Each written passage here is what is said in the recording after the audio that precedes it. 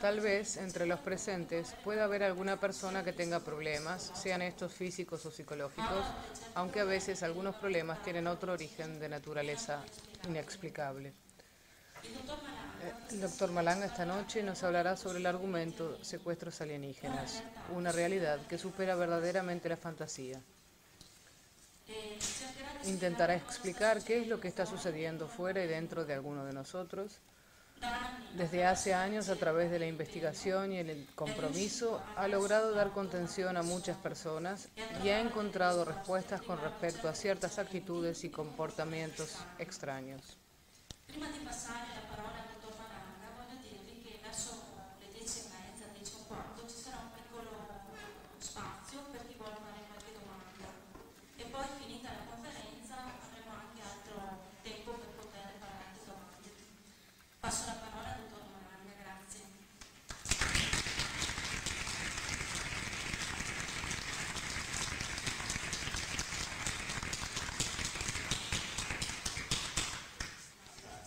Gracias.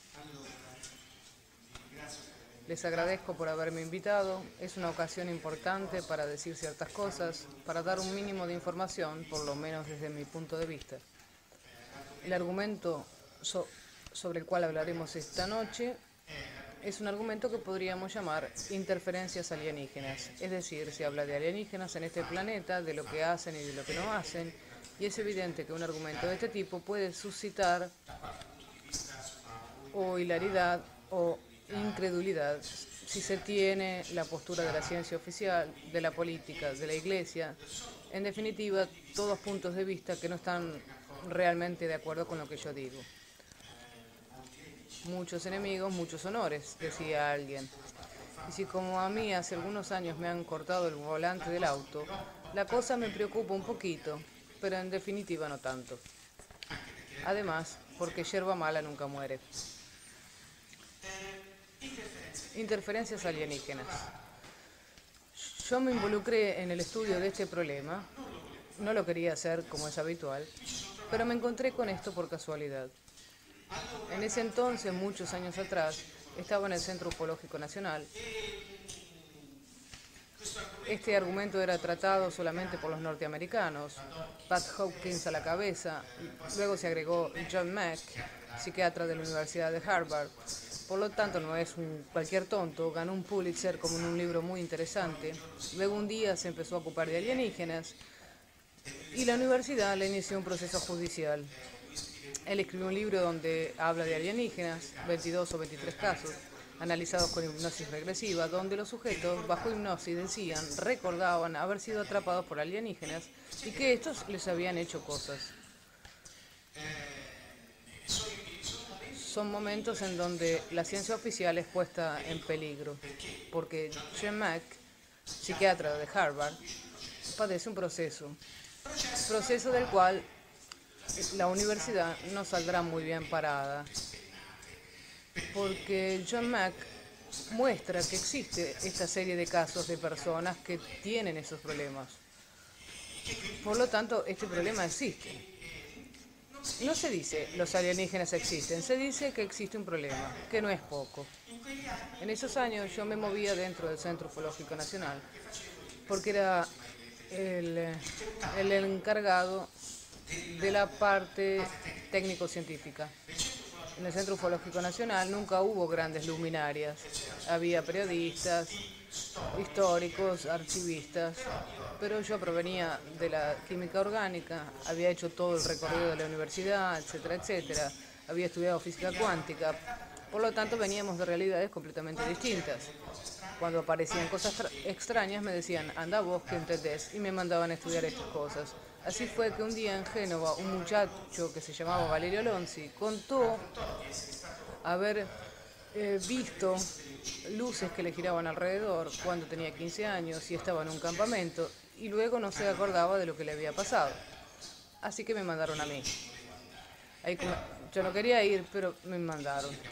Así empezamos a estudiar este caso, nos dimos cuenta que después de un año y medio que este muchacho bajo hipnosis regresiva contaba a grandes rasgos las mismas cosas que contaban los abducidos norteamericanos en los libros. Entonces quería decir que el problema no era solamente norteamericano, era también italiano. Entonces publiqué un libro.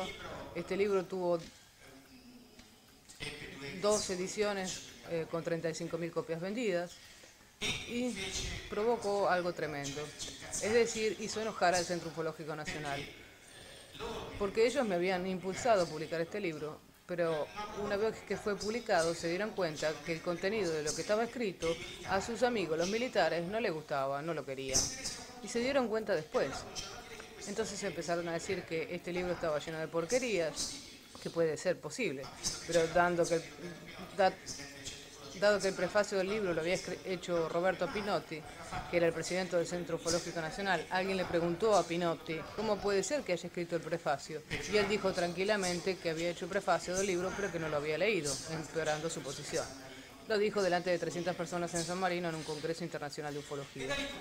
De ahí, por diversos motivos que no estaré acá a contar, comencé a separarme del Centro Ufológico Nacional y traté de llevar adelante este argumento por mi propia cuenta. ¿Por qué? Porque el CUM había cometido un error.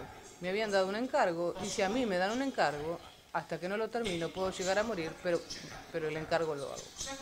Y hasta el día de hoy estoy en esto, tratando de llevar adelante este argumento.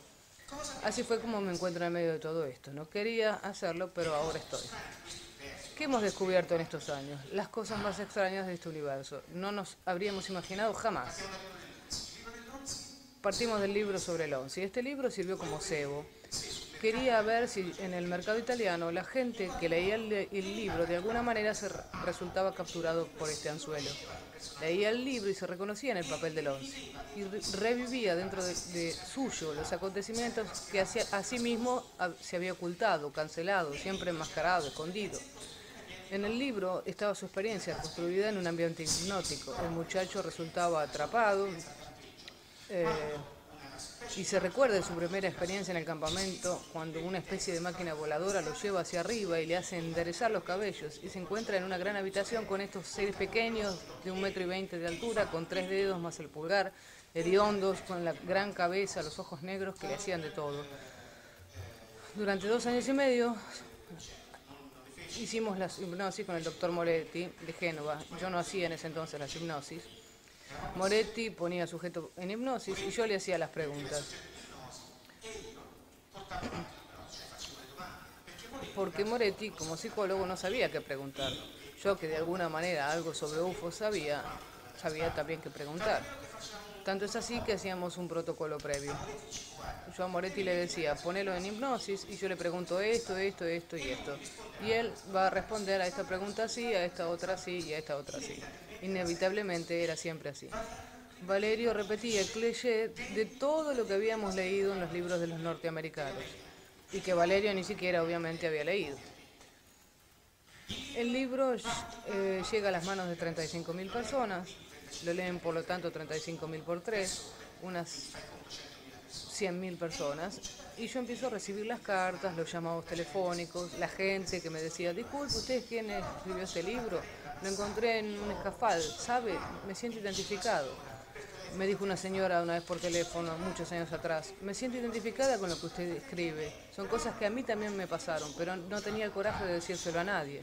Y me empieza a contar sus sueños, las operaciones quirúrgicas, los alienígenas pequeños, los otros más altos, de todo.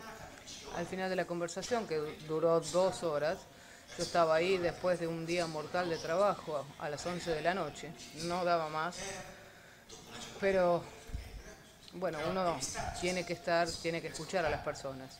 Entonces me dice, ahora que le conté todo, dígame que estoy loca, si finalmente pongo un punto final a esta historia. Yo le dije, señora, usted me contó todo, yo no lo sé, pero a mí me parece que usted no está loca. Y lo que me contó no me parece que lo haya soñado, sino que realmente lo ha vivido. 3 segundos de silencio. Yo me esperaba que la señora se hubiera enojado y me dijera, usted no sabe nada, usted está loco. En cambio no, al contrario, surgió el reconocimiento. Ah, sí, supe siempre que era así. Bueno, esto es lo que estaba pasando. Es decir, había una respuesta de la humana progenie frente a las cosas que yo había escrito. Entonces me dije, acá hay que trabajar, tratemos de entender un poco más. Con el caso de Valerio Lonzi no habíamos entendido casi nada, creíamos que habíamos entendido todo, pero en realidad no. Bueno, sí, el sujeto, vos eras secuestrado, los alienígenas estaban hechos de una cierta manera, te llevaban al platillo volador, te hacían de todo y luego te llevaban de vuelta a casa. Y vos te encontrabas ahí medio aturdido y sin memoria. Llegaban las cartas, teníamos que tratar de entender. Entonces nos inventamos un test de autoevaluación, el TAB, un test que se ha modificado con el tiempo y que servía para hacer un screen de todas las personas que nos escribían.